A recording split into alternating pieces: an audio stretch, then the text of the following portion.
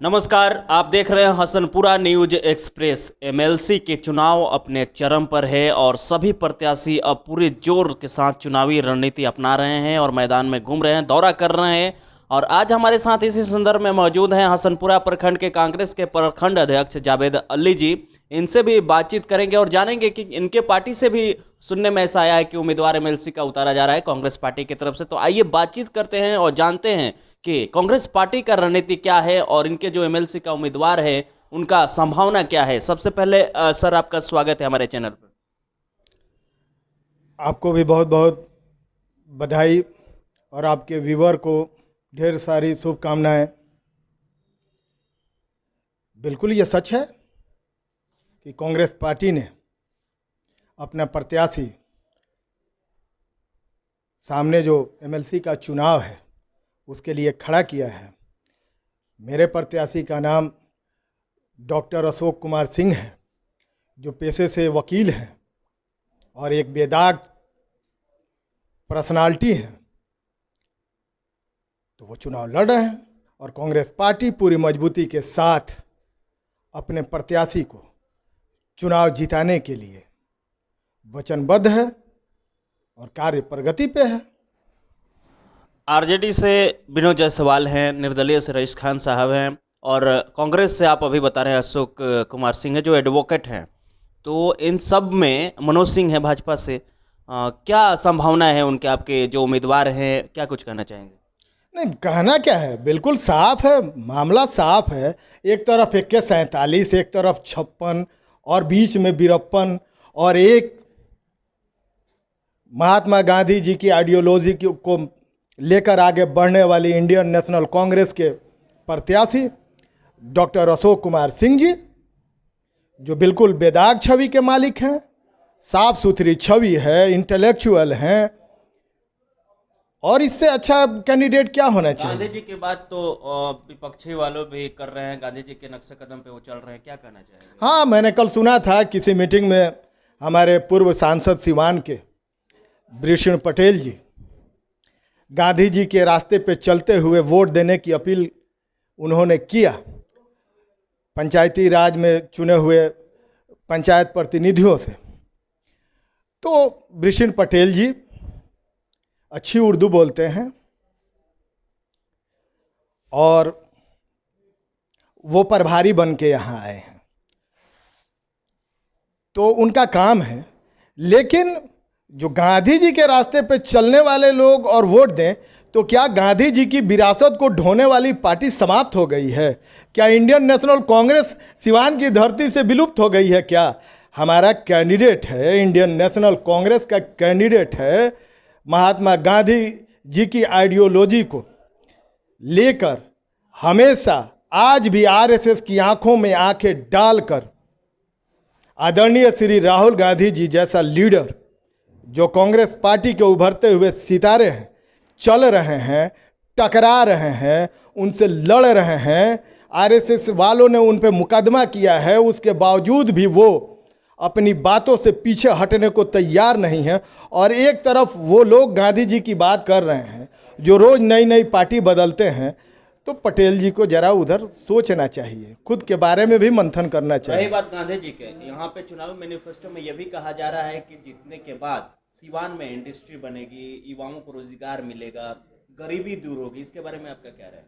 पहले तो मैं सिवान जिला की आम जनता को और चुने हुए जितने भी पंचायती त्रिस्तरीय पंचायती राज के जनप्रतिनिधि हैं, सबको मैं बताना चाहता हूं कि एक विधान पार्षद का फंड पहले था 2 करोड़।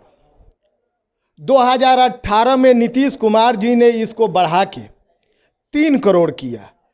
लेकिन चूंकि कोरोना क्राइसिस आ गई तो उससे लड़ने के नाम पे उन्होंने 3 करोड़ के फंड में से 50 लाख रुपये का डिडक्शन कर दिया कोरोना क्राइसिस में।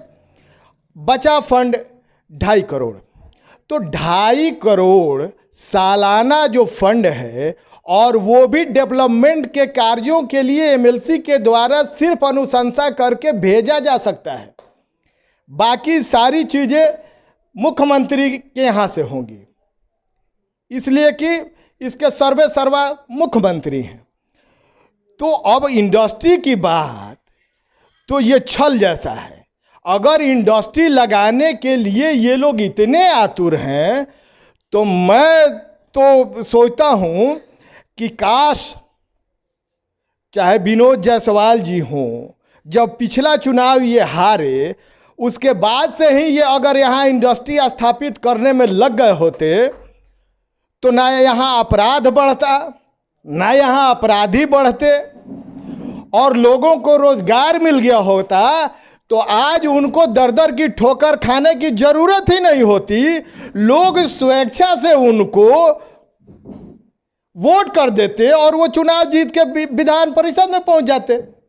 कहीं ना कहीं ये एक धोखा देने की कोशिश की जा रही है सिवान के लोगों को, सिवान के त्रिस्तरीय पंचायती राज के चुने हुए जनप्रतिनिधियों को गुमराह करके अपना उल्लू सीधा करने की ये नाकाम कोशिश की जा रही है। इन बातों के जरिए इन जो भी चुनाव जीतेगा उसका तो पेंशन और उसकी सैलरी ये सारी चीज़ें तो फिक्स हो जाएंगी लाइफ टाइम।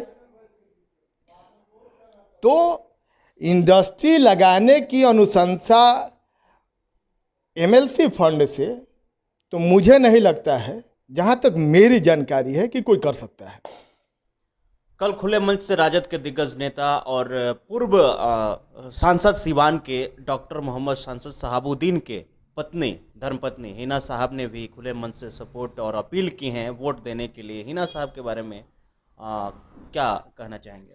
देखिए, जहाँ तक हिना साहब जी की बात है तो मैं माजरा चाहता हूँ, मैं उनके बारे में कोई टिप्पणी तो नहीं करूँगा, लेकिन हाँ इतना ज़रूर कहूँगा कि इतनी विषम परिस्थितियों में भी